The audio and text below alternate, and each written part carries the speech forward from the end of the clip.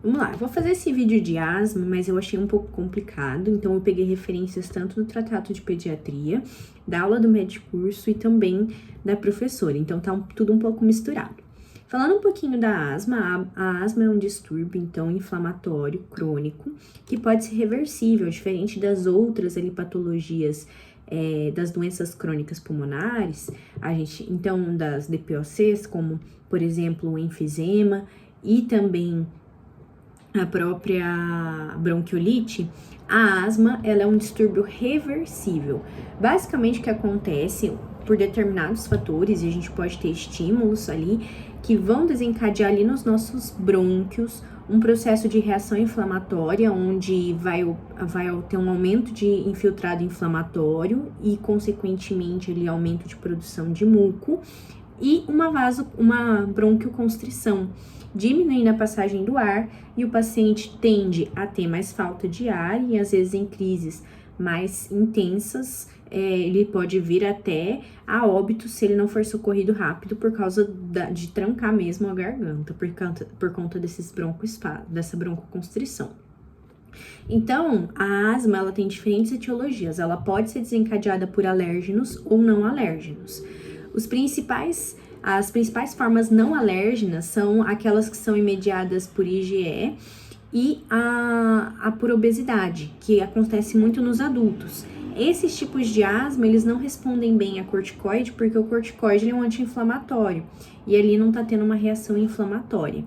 Agora, os outros tipos de asmas que são desencadeados por estímulos alérgenos, né? Então, estímulos que vão desencadear esse processo de infiltrado inflamatório são poluentes como pólen, ácaro, fumaça de cigarro, a própria fumaça em si só de fazer um churrasco. A gente vai ver que exercícios físicos, então é possível você evitar a asma, um episódio de asma, se você fizer a medicação antes ou até mesmo só fazer o alongamento. Tá? Então, se você fizer, por exemplo, um beta-2 de curta associado a um corticoide inalatório, também você evita. A umidade, o tempo seco, a gente vê a mudança de clima, também favorece episódios asmáticos, tá? E, além disso, a gente tem ali, por exemplo, até o estresse e pelos de animais. Inclusive, nós temos infecções, então infecções respiratórias, como uma pneumonia, um resfriado, podem exacerbar a asma, tá? E também desencadear, né? Ser um estímulo para crise asmática. Então, falando um pouquinho da epidemiologia, basicamente, a asma é o quarto motivo de internação no SUS, lembrando que existe uma forte relação com a teoria da higiene. Então, quanto menos a criança é exposta a patógenos, maior uma tendência a ela não desenvolver anticorpos de proteção e, consequentemente, qualquer estímulo vai desencadear uma resposta inflamatória ali, que é o caso da asma, tá? Lembrar que a asma, a princípio, ela começa como uma inflamação aguda e que se a gente não tratar, ela vira uma inflamação crônica. Classificando um pouquinho a asma, então a gente consegue classificar a asma como leve, moderada ou grave. Tudo isso depende de uma série de fatores, mas chegou um paciente que ele consegue falar frases completas, mas ele prefere ficar sentado, menos agitado. Mas a gente vê que, por exemplo, ele tem uma saturação maior do que 95, um PFE, né, que é o pico de fluxo expiratório, maior que 50, tá? Esse paciente, ele provavelmente tem uma asma leve a moderada. Um paciente grave, ele apresenta sinais de insuficiência, de desconforto respiratório. Então, ele vai usar musculatura acessória, ele vai ter batimento de asa nasal, fúrcula, tá? Retração de fúrcula, tiragem, ele vai ter dificuldade para falar porque ele tá com falta de ar, ele vai se sentar inclinado, ele vai estar agitado, a frequência respiratória vai estar maior que 30, então, além disso, a saturação menor que 92, o FP dele, né, o PFE, o pico de fluxo dele menor que 50, e a saturação menor que 92, tá? Então, aqui tem um quadrinho do lado, pra gente identificar, e existe a asma grave, onde praticamente o pulmão ali já não passa nenhum tipo de ar e a gente não ouve o que é a apresentação principal da asma, que a gente vai falar um pouquinho agora, que é o sibilo. Então, a clínica, ela é composta por uma tríade muito comum, a dispneia, o sibilo e também a tosse. A tosse acontece por causa do aumento do muco. O sibilo acontece porque o brônquio, ele tá tão constringido que na hora que o ar vai passar, ele faz esse barulho, na hora que ele vai sair na expiração. E a dispneia, porque o ar, como tá constringindo ali, então, broncoconstrito, ali também vai passar menos ar e, consequentemente, vai dar falta de ar. A dor acontece porque ele tem que fazer mais força para expandir os pulmões, então, consequentemente, ele vai ter uma dor aqui, um desconforto respiratório, consequentemente, ele vai ficar limitado a fazer atividades físicas e vai sentir uma fadiga generalizada. No exame físico, então, a gente vai ouvir um sibilo na hora que o ar vai sair, então, na expiração prolongada, e uma taquipneia na tentativa de conseguir oxigenar mais os órgãos e tecidos, já que ele não tá conseguindo colocar muito ar para dentro, tá? Muitas vezes, por conta desse muco exacerbado, a gente pode ouvir estertores e roncos, tá? Por conta do muco que é causado pela própria inflamação ali devido aos estímulos da asma. Então, o diagnóstico, ele pode ser feito através de uma radiografia, e a radiografia aqui não identifica a asma por si só, mas a gente identifica se existe, por exemplo, uma hiperinsuflação, um espaçamento dos arcos costais, que é uma consequência da asma, e a gente consegue identificar também se tem algum quadro associado, uma pneumonia, um pneumotórax, para descartar, às vezes, a gente desconfia de uma asma e, na verdade, é outra doença. A gente pode pedir também uma espirometria, e aqui a gente vai conseguir dar o diagnóstico de asma. Lembrando que a espirometria é muito difícil fazer em crianças, mas basicamente ela vai medir o volume expiratório. Então, na hora que você solta o ar, você tem uma quantidade exata de pessoas normais que liberam uma quantidade correta de ar. Quando você tem asma, se você está com asma exacerbada, quando você vai fazer essa espirometria, você vai observar que a gente vai dar você mede ali o volume expiratório, ele já vai estar um pouco abaixo do que o normal comparado às outras pessoas. E aí, o que a gente faz? A gente dá um broncodilatador, então abre os brônquios, melhora a sua asma e a sua asma acaba tendo uma melhora na hora do volume espirométrico de 12% em relação ao valor inicial ou 200 ml em relação ao volume que você expirou inicial. Então, para você fechar o diagnóstico de asma, é basicamente você apresentar um aumento de 12% em VF1 ou de 200 ml após o broncodilatador. Mais comum os 12%, porque em criança é bem difícil você conseguir fazer essa ml, tá? Além disso, a gente vai ver que o VF1 é mais baixo comparado a de outras pessoas, e a relação VF1-CVF, né, também é diminuída. Em relação às crianças menores de 5 anos, muitas vezes a gente não consegue fazer espirometria, é muito difícil explicar para uma criancinha. Então, a gente pode utilizar um fator que nós chamamos de índice preditor de asma, que a gente vê, então, critérios maiores e menores para aquela criança estar diante de um quadro asmático.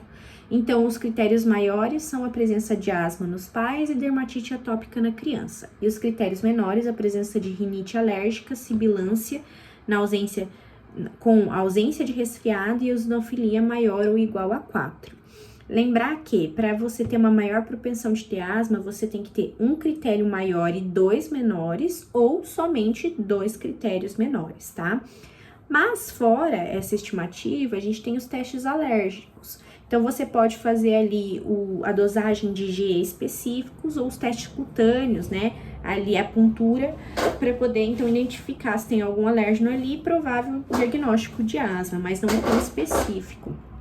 Lembrar que criança, a primeira vez que ela tem sibilância, a gente nunca dá diagnóstico de asma logo de cara, a gente desconfia aqui de um quadro de bronquiolite, tá? Falando um pouquinho sobre os mecanismos de tratamento, então, na asma a gente tem um processo inflamatório e a gente tem uma broncoconstrição. Então, para tratar esse processo inflamatório, a gente dá um anti-inflamatório, que seria o corticoide. Agora, para tratar a broncoconstrição, a gente vai dar então um broncodilatador, o beta-agonista, e em alguns casos a gente precisa de o beta-agonista não é suficiente, a gente lança a mão também dos anticolinérgicos. Lembrando que o sistema colinérgico, ele vai fazer a broncoconstrição. Então, se a gente dá um anticolinérgico, ele faz a broncodilatação. O tratamento, ele varia muito da idade. Então, aqui eu vou explicar um pouquinho o que a gente vai associar e eu vou deixar no meu resuminho as doses. Eu não vou explicar aqui como que é a dose de cada medicamento, porque é um pouco complexo. Então, vamos lá. Basicamente é o seguinte, uma criança menor de 5 anos, a gente tem que entender que ela sempre, quando a gente tem um medicamento para tirar ela da crise, que seria um medicamento de alívio, e um medicamento de manutenção, tá? Que ela vai tomar durante um período de tempo. Então, a gente identifica a asma em várias etapas. Etapa 1, 2, 3, 4, e nas crianças maiorzinhas a gente tem etapa 5. Mas nas crianças com menos de 5 anos, a gente vai até a etapa 4. Falando um pouquinho da etapa 1, então, é a etapa onde o paciente ele apresenta esporadicamente sintomas de asma. Então, é muito raro, assim, por exemplo, uma vez no mês ele tem uma crise asmática. Nesses casos, a gente não precisa ficar dando corticoide para ele todo dia, porque só você dar uma bombinha, um medicamento de alívio naquele momento já resolve. Então, geralmente, a gente vai dar aqui um salbutamol. O salbutamol é uma bombinha de curta ação, ela dura cerca de 20 minutos, o seu efeito, e aí a gente vai depender como que o paciente responde, se a gente repete os puffs ou não. Na etapa 2, é um paciente que agora ele tem um pouquinho mais de sintomas. Então, aqui ele tem uma crise asmática, mas não é tão intensa, mas agora não é só esporadicamente. Então, aqui, por exemplo, a gente vai ver que ele tem mais de 3 exacerbações por ano, tá? E vários outros critérios que tá no quadrinho aqui do lado. Mas, basicamente, esse paciente, então, a gente tem que pensar o seguinte. As crianças, menos de 5 anos, elas sempre vão usar corticoides em dose baixa, tá?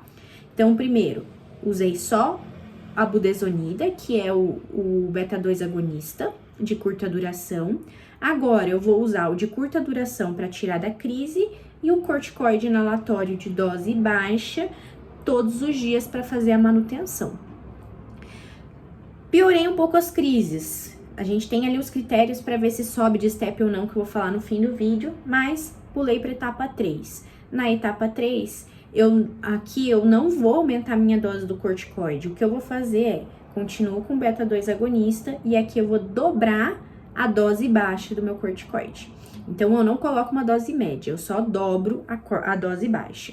E a etapa 4 é uma etapa que a gente geralmente encaminha para o especialista, porque vai precisar de outras formas de tratamento, talvez associar um antileucotrieno, e daí é mais específico.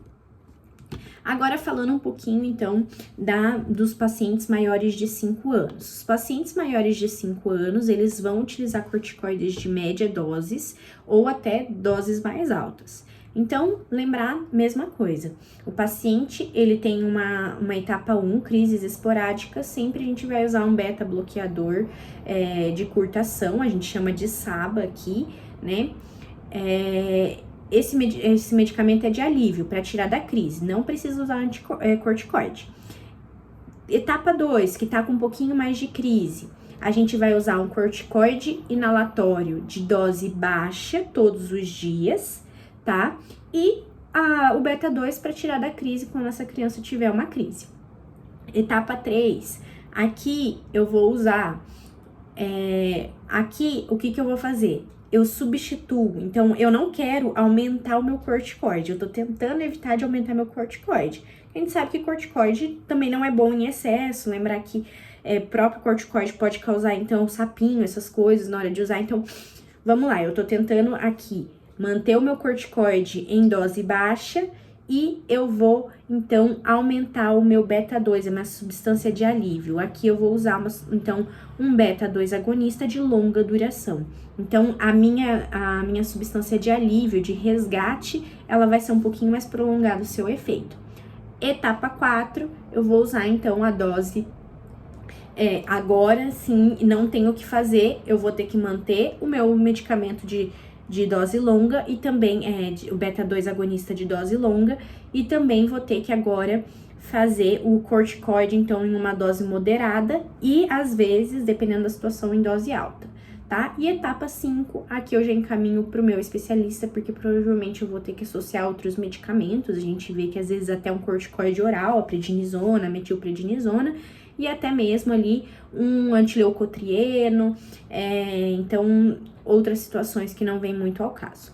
Por fim, eu vou falar em questão aqui de como que a gente avalia se o paciente está apresentando melhora, tá?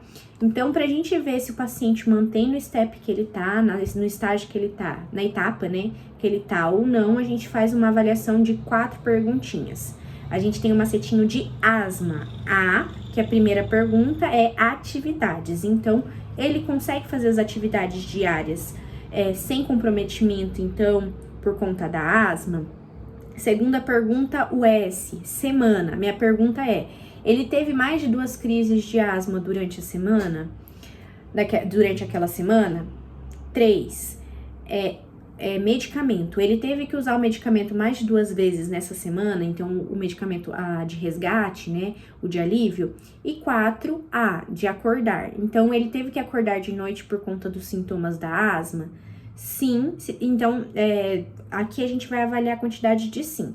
Se todas as respostas foram não, a asma está controlada, então a gente está na etapa certa, não precisa modificar. Se a gente tiver 1 ou 2 sims, a asma está moderadamente controlada, parcialmente controlada. Aqui nesse caso a gente avalia se mantém o step e mexe em alguma coisinha, algum detalhe, ou se a gente vai subir de step. E se ele fizer 3 ou 4 respostas sim, a gente vai ter que aumentar o step, a etapa que ele tá. Lembrando que, sempre antes de aumentar um step, a gente tem que avaliar a técnica que o paciente está fazendo. As crianças que têm menos de 3 anos, se eu não me engano, até 3 anos, elas vão precisar usar um espaçador e uma máscarazinha para poder aplicar o medicamento. Então, basicamente, elas vão aplicar o medicamento, o pai aplica, e elas vão ter que, então, contar até 10 respirando aquele arzinho. Já as crianças que têm 4 a 5 anos, elas podem escolher se usam a máscara ou não, depende de conforme a adequação da criança, mas se elas decidirem não usar a máscara, elas simplesmente vão pegar o espaçador, vai aplicar na boquinha, puxa, engole, puxa, prende e engole, tá? Então, essas seriam, em geral, a questão da asma. Só um fator que eu esqueci de falar, que os sintomas da asma, eles tendem a piorar de noite, justamente porque o sistema colinérgico, ele aumenta durante a noite. Então, o sistema colinérgico, ele tende a fazer a broncoconstrição. Então, por isso que ele piora. Ou também porque a criança tá parada e ela tá mais exposta àqueles agentes que vai gerar estímulos, ácaro, poeira, enfim. E aí, podem exacerbar o sintoma de noite.